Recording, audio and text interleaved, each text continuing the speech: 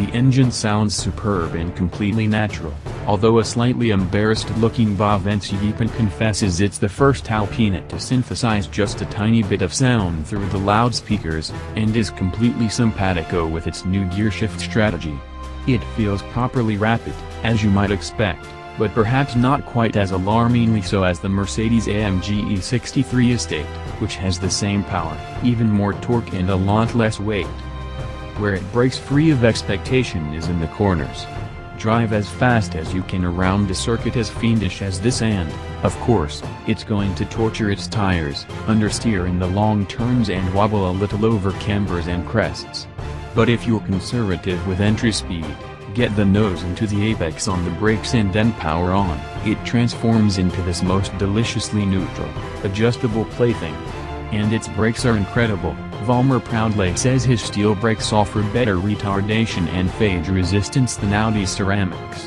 All I can say is they didn't get stressed once in many laps. I wish I could tell you more about the B5's ride and refinement.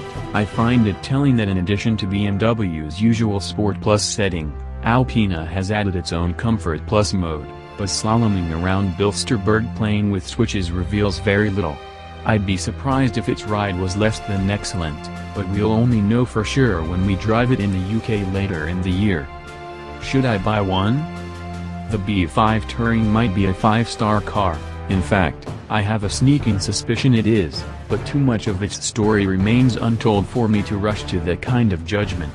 So we'll call it 4, and heading in the right direction.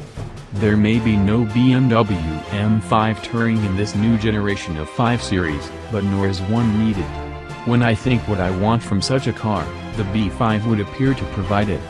You'd have needed to try and ford the Amazon before finding an environment to which it was less suited than Bilsterberg, but it did very well. Out in the real world that is its natural home, I expect it to be nothing less than brilliant. Price £91,000 engine V8.